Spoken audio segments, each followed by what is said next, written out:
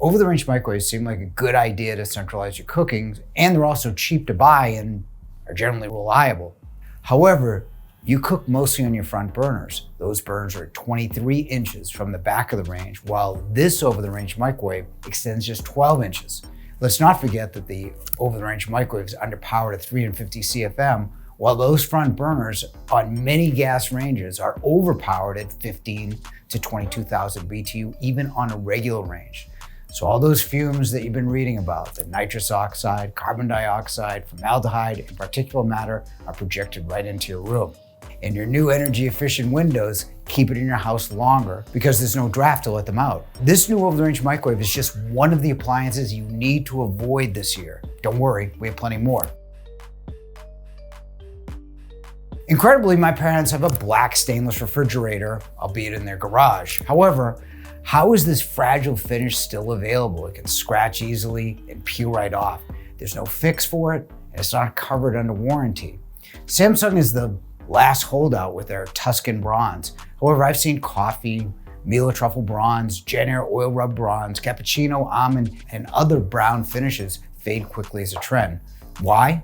Because the brown doesn't match well with anything, even with brown cabinets. The new popular color is white, the same popular color as when I started in 1986. Back then it was white on white. Matte black is the next most popular. Try it with a copper or brass accent. You don't see all green, orange, or red matching appliances much these days. However, 75% of all Blue Star ranges bought at Yale are in one of their custom colors. So put a pop of color, whatever non-brown or non-black peelable stainless in your kitchen for a unique look. By the way, you can always panelize most of your appliances as well and just hide them. If you buy a French door refrigerator or Pro range, you will need service within 5 years, yet extended warranties are not worth the aggravation. 95% of the dealers do not have a service department, so you'll be routed to a call center without a service department. That's where the problem begins and ends with you giving up. Buy an extended warranty only from a store with service or a dedicated service agent, or don't bother. The new Bosch Benchmark dishwasher is one of the quietest in the market at 38 decibels with their power control spray and crystal dry using volcanic elements. It's $1,749. However, the 800 series is 42 decibels with the same main features for $1,349. If you want a quiet Bosch, the 500 series is 44 decibels at $999. You won't hear a dishwasher 44 decibels or below, so don't go out of your way to pay for quietness unless you're also getting other features you want.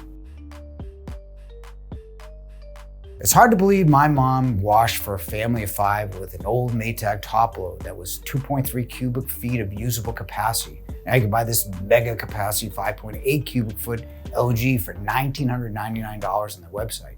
Mega capacity is good at 5.8 to 6 cubic foot until you discovered you paid over $1,000 more for 0.8 to 1.3 cubic feet. 4.5 to 5.3 is the average size of a front load.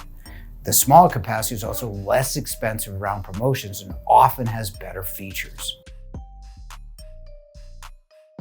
Look at this Whirlpool KitchenAid and JennAir range. It's the same range. KitchenAid and JennAir units have convection, warming drawers, and slightly higher BTUs. Their refrigerators are nearly identical as well, but the prices are way higher for the premium labels. You could say the same thing about GE Profile and Cafe appliances, except Cafe has the color combinations, which is why people buy it anyway. But many brands market the same products produced by the same company, like microwave drawers made by Sharp. In this case, buy the least expensive, which oddly enough is this Beko at $14.99 with a 5-year warranty.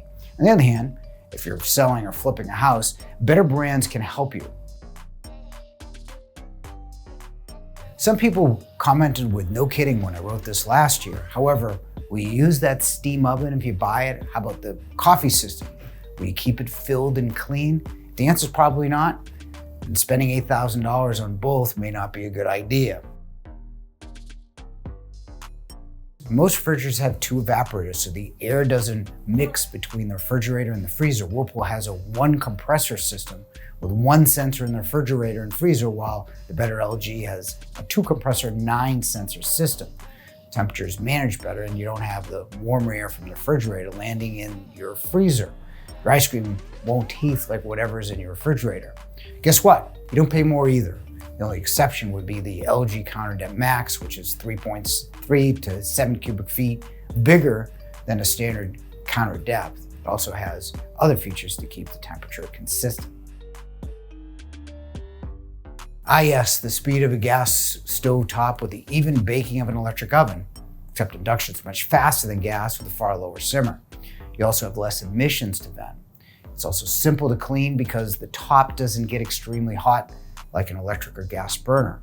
Lastly, induction can't be turned on accidentally even by the most curious children. The magnetic burners need to sense metal. A straight gas stove is better if you like to roast or broil due to its moisture heat. If you like this video, click the subscribe to keep up with future things to avoid.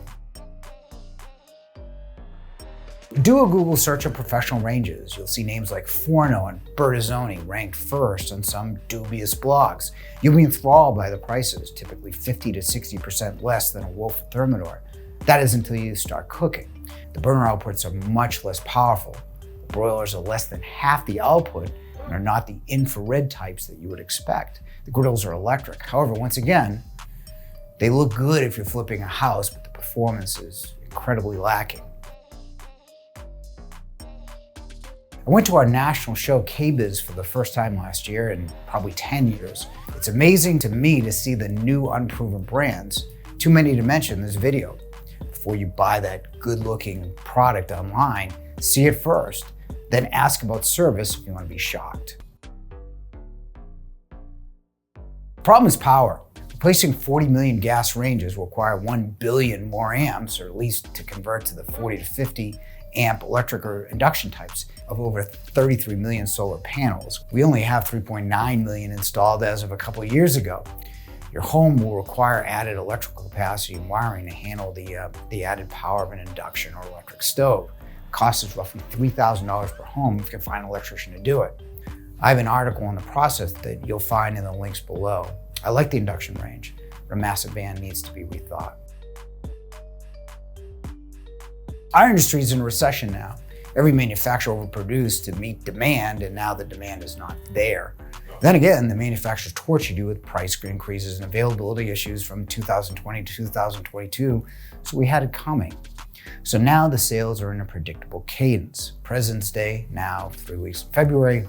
Memorial Day to July 4th, now almost 6 weeks in May through July. Labor Day is 2 to 3 weeks in August and September, and Black Friday is now Halloween through Christmas. You'll save 10 to 35% on these holidays, maybe more as we will get more desperate. So buy an appliance if you can during these days. I envision next year we'll have sales on even minor holidays like National Pizza Day. This unit is designed to replace your hood with a microwave hood. In some ways, the design isn't bad because it's replacing an equally ineffective shallow hood. However, the vent lacks the 23-inch deep capture area to cover those front burners you cook on most often. Venting requires a hood to capture the smoke with a short vent directly to the outside. Then how effective are downdrafts that do the exact opposite? Downdrafts are the 1980s and 1990s way of putting your cooking on an island to entertain your guests by losing the visual of having an overhead hood. It was bad in the 1980s when the average burner was about 6,000 to 10,000 BTU. Now it's worse with the average BTU being 12,000 to 21,000 BTU. You have better kitchen design options like using a hood or centralizing your sink on an island. Jenny finally discontinued its iconic yet ineffective downdraft range. However, many manufacturers are introducing new downdraft cooktops. You now have high output ranges like a restaurant. If you like to cook, you need to vent properly like a restaurant. It doesn't matter whether you placed a powerful downdraft in the back because high output burners are still in the front. Still, the next two trends are probably the most dangerous. You look on House or other online design magazines, you might see a 60-inch range with no ventilation. Even with an average gas range of 50 to 60,000 BTU, you significantly impact the quality of air you breathe inside your house. Yet, you're shown not to vent with a 120,000 BTU range. Lastly, recirculating vents treat the smoke and odor, but not the more dangerous fumes off your stove. In some cases, the air is blown back directly in your face. Always vent to the outside if you can. Most retailers and brands don't offer any help after the sale, not even a single technician. However, it is more important now than ever as manufacturers figure out their new supply chains full of more and more problematic appliances. You'll see more problems with your appliances than ever in the next few years. So be proactive and know who will be there to fix your appliance before something goes wrong. So how'd I do? If I missed anything, you can leave it in the comments below. If you want to vent correctly, then watch this video. And thanks for watching.